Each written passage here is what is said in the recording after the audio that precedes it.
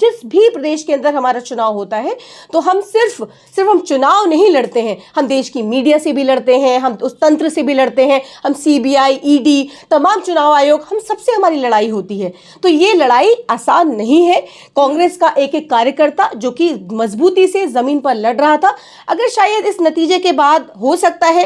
कि बीजेपी को लगता हो कि कांग्रेस के कार्यकर्ताओं का मनोबल टूट गया होगा, तो मैं आपको बता देना चाहती हूं कि कांग्रेस का मनोबल, देखिए ये लड़ाई सच की लड़ाई है, हक की लड़ाई है। तो इस हक की लड़ाई में कांग्रेस का कार्यकर्ता और मजबूती से सड़कों पर, सड़क से संसद तक जो हम बात करते हैं, हक की लड़ाई को उठाने की बात करते हैं, हक, वो हक जो कि खास करके जो हम महिलाओं की बात करते हैं, हम उन दलितों की बात करते हैं, हम किसानों की बात करते हैं, युवाओं की बात करते हैं। तो देखिए ये सिर्फ कहने मात्र नहीं, उस पर हम काम भी करते हैं। जो नतीजे आए हैं, मैं सबसे पहले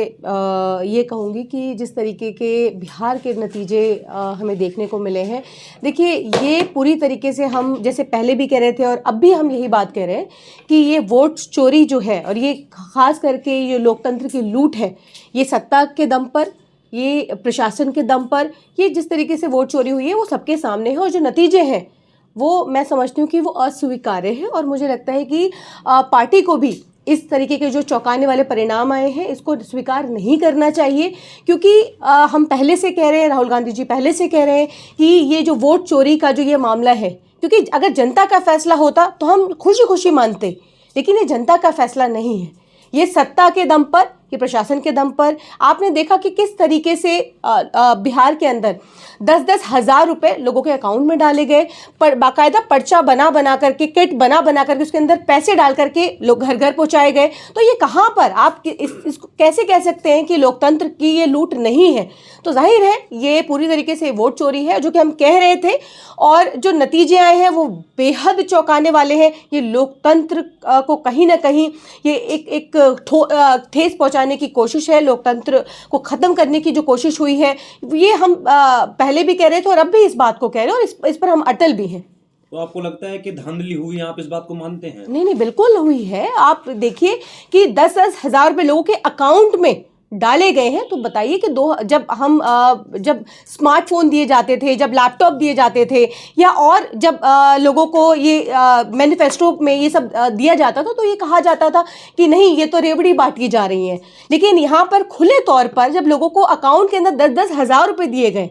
तो आप बताइए कि ये कहीं ना कहीं ये गैर कानूनी भी है। और दूसरा ये कि आज जिस तरीके से बीजेपी राजनीति करती है, जिस तरीके से ओछी राजनीति बीजेपी करती है, तो जाहिर है इससे साफ हो जाता है कि ये वोट चोरी का जो मुद्दा राहुल गांधी जी ने उठाया था वो 100% सत्य है। निष्पक्ष चुनाव जिस तरीके से आज हम राहुल गांधी जी बार बार कराने की बात कर रहे थे, ये बार बार इस बात को कह रहे थे कि चुनाव निष्पक्ष होने चाहिए, चुनाव निष्पक्ष होने चाहिए, लेकिन चुनाव निष्पक्ष नहीं है। और ख़ास करके जो हम चुनाव आयोग की अगर हम बात करें तो इस पर लगातार शिकायतें लिखी गई, भेजी गई, लेकिन चुनाव आयोग का रवैया जैसा कि हम सभी जानते हैं, और इस पर भी उनकी खामोशी, चुप्पी, ये कहीं ना कहीं लोकतंत्र पर बड़ा खतरा है। बीजेपी कह रही है कि जनता ने इनको नकार दिया है, तो अब ईवीएम का रोना रो रहे हैं। नहीं, देखिए जनता, मैंने कहा कि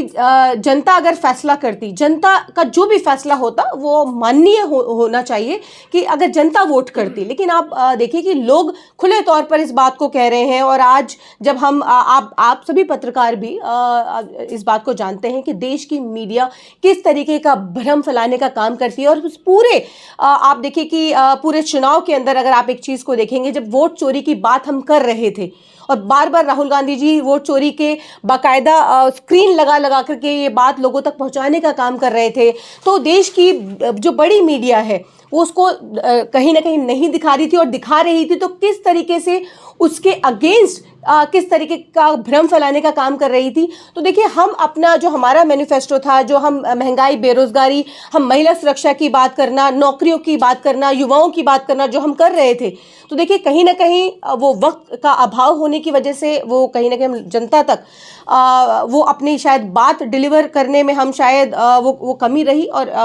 जो मुझे लगता है कि जो अब नतीजे आए हैं उसकी समीक्षा होनी है, और उसकी हम समीक्षा भी करेंगे, और इस इसमें जो कमियां खामियां रही हैं उस पर भी बात होनी चाहिए और उस पर हम बात भी करेंगे। लेकिन जो वोट चोरी की बात जहां तक है वो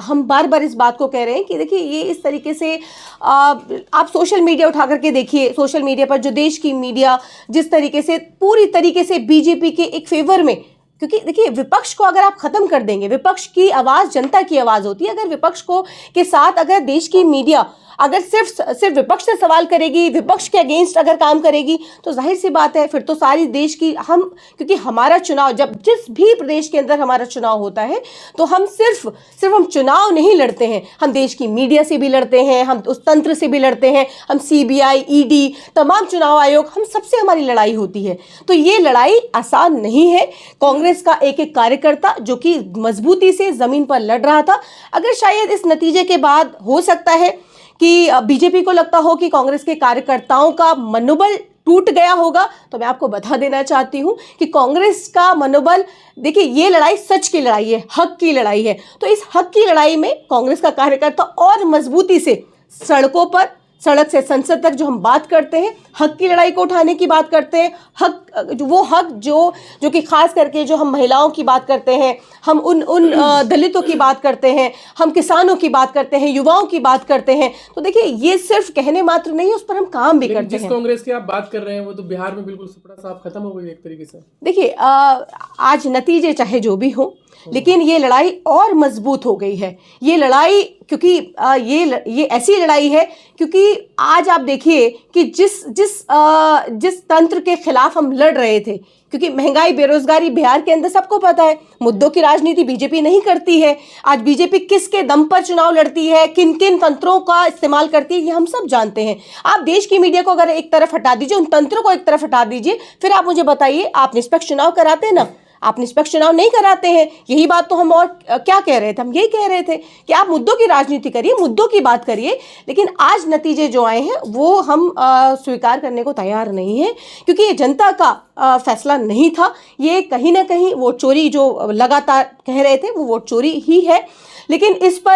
पर हमें और मजबूती से इस लड़ाई को और लड़ना पड़े, क्योंकि ये लड़ाई अभी तो शुरुआत हुई है। इस लड़ाई की शुरुआत हुई है और इस लड़ाई को हम और मजबूती से, कांग्रेस का एक एक कार्यकर्ता और मजबूती से इस लड़ाई को लड़ेगा। आज नतीजे जिस तरीके से आए हैं ये और हमें मजबूत करते हैं कि इस लड़ाई को हमें और मजबूती से, अगर देश को बचाना है, लोकतंत्र को बचाना है, तो इस लड़ाई को हमें और मजबूती से जमीन पर लड़ना होगा। जैसा राहुल गांधी जी बार बार कहते रहे हैं कि मोदी और अमित शाह मुख्य चुनाव आयुक्त की मदद से लोकतंत्र को लूट रहे हैं, तो क्या आप भी इसमें इस बात को मानते हैं? नहीं, बिल्कुल। आप जिस तरीके की खबरें आप सोशल मीडिया, क्योंकि सोशल मीडिया का ही एक सहारा था कि जो हम जितनी बात हम लोगों तक पहुंचा पाए, क्योंकि देश की मीडिया है तो एक तरफ सिर्फ सत्ता के पक्ष में आप तमाम उन बड़े एंकरों को देख लीजिए, तमाम उन बड़े चैनलों को देख लीजिए, वो एक तरफा बात कर रहे थे। तो देखिए वोट चोरी और जो ये लगातार ये जो एक आईडी, एक एक पहचान पत्र पर इतने सारे जो रजिस्टर्ड जो थे, एक ही फोटो और वो सारी चीज़ें दिखाने का काम किया, लोगों के सामने रखने का काम किया। लेकिन जब आप तंत्र का इस्तेमाल करते हैं, जब आप पूरी तरीके से देश की मीडिया और ख़ास करके वो तंत्र, सीबीआई, ईडी और चुनाव आयोग जब आंखें मूंद करके और सिर्फ एक तरफा चुनाव लड़ाते हैं, तो जाहिर है इस तरीके के नतीजे आते हैं। देखिए मुझे लगता है कि शायद सोशल मीडिया पर अगर आप लोगों की अगर आप बात सुनेंगे, आज अगर आप जाइए, मैं आपको कहती हूँ कि आप जाइए, ज़मीन पर जाइए, वहाँ जा करके देखिए, वहाँ जाकर लोगों की अगर आप इंटरव्यू लेंगे, लोगों की बात सुनेंगे, तो वो यही कहेंगे कि हमने तो बीजेपी को वोट ही नहीं किया। लेकिन ये बात ये जांच तो होती ही नहीं है, ये क्योंकि इसकी समीक्षा तो सिर्फ विपक्ष करता रहता है, विपक्ष करेगा, नतीजे आएंगे चाहे ज़्यादा आए या कम आए, विपक्ष उसकी समीक्षा करता है, उस पर काम करता है, संगठन का जो काम होता है, संगठन उस पर काम करता है। लेकिन फिर अगर एक तरफा अगर जिस तरीके से ये तंत्र काम करेगा, तो जाहिर है इन चुनाव की भी ज़रूरत नहीं है। मुझे तो लगता है कि आज इस देश के अंदर हम ये चुनाव इतना वक्त बर्बाद करके, पैसा बर्बाद करके, जब सिर्फ एक तरफा ही अगर इन तंत्रों का इस्तेमाल करके चुनाव होंगे, तो फिर क्या फ़ायदा लोकतंत्र की? सिर्फ किताबों मात्र ये लोकतंत्र रह जाएगा। आज जिस संविधान को हम बचाने की बात करते हैं, जिस संविधान की हम बात करते हैं, जिस संविधान की शपथ लेकर के ये तमाम इन पदों पर बैठते हैं, तो अगर ये कॉन्स्टिट्यूशन ख़त्म हो जाएगा, संविधान ख़त्म हो जाएगा, तो फिर इन चुनावों की क्या ज़रूरत रहेगी? तो फिर तो डिक्टेटरशिप देश के अंदर चल ही रही है, तो डिक्टेटरशिप चलाइए, तानाशाही है, तानाशाही चलाइए। बिहार के अंदर कई बार कई ट्रक पकड़े गए जिसमें अंदर खाली मशीनें जा रही थी, तो क्या आपको लगता है कि वो जो ट्रक थे जो पकड़े गए थे वो धांधली का हिस्सा थे? नहीं, मैं जो आपने जिन ट्रकों की बात की, आपने ये कहा कि वो खाली ट्रक जा रहे थे, वो खाली ट्रक नहीं थे। उसके अंदर बाकायदा मशीनें थीं, मशीनों को ज़ब्त किया गया। तो ये मशीनें, ये ट्रक, ये उन लोगों को सस्पेंड किया गया। वो पर्चियाँ जो वहाँ पर जो मिली, जितनी भी पर्चियाँ जहाँ पर जो लोग, जो अधिकारी सस्पेंड हुए, तो ये धांधली तो थी। तो ये तो आप खुद अपने लेकिन सवाल में ही जवाब दे रहे हैं। एमआईएम के कुछ लोग ये भी कह रहे हैं कि कांग्रेस ने वोट कटवा का वहाँ पे काम किया है। नहीं, देखिए, इस तरीके की बातें करना मुझे लगता है कि शायद ठीक नहीं है, क्योंकि वोट कटुआ कौन है, कौन ये काम करता है। ठीक है, आज नतीजे जो भी आए हैं, मैं मुबारकबाद देती हूँ, उनकी सीटें आई हैं, मुबारकबाद के पात्र हैं। लेकिन हम सबको मालूम है कि कौन किसके लिए काम करता है, कौन कहाँ काम करता है, और उनकी नीतियाँ, उनकी राजनीति किस तरीके से है, हमारी विचारधारा क्या है और उनकी विचारधारा क्या है। हम अपनी विचारधारा की बात करते हैं और वो अपनी विचारधारा पर चलते हैं। तो मैं बहुत ज़्यादा, क्योंकि नतीजे अभी आए हैं और उसको समझना, बहुत गहराई से समझना ज़रूरी है, तो हम उस गहराई को समझने की कोशिश करेंगे। और कहाँ जो हमारी कमियां रही हैं, अगर कांग्रेस की जहाँ पर भी ज़मीन पर अगर जो कमियां रही हैं, या हमारी बहुत सारी ऐसी चीज़ें, क्योंकि एक चुनाव के अंदर बहुत सी चीज़ें होती हैं, उन सब पर समीक्षा और बात करनी ज़रूरी है। सीनियर लीडरशिप भी इस पर समीक्षा करेगी, और हम भी इसके जो गहराई में जा कर के इसके ये जो परिणाम आए हैं, इस पर भी सोचने का काम करेंगे, और हमारी जो कमियाँ रही हैं उसको हम फ्यूचर में सुधारने का काम करेंगे।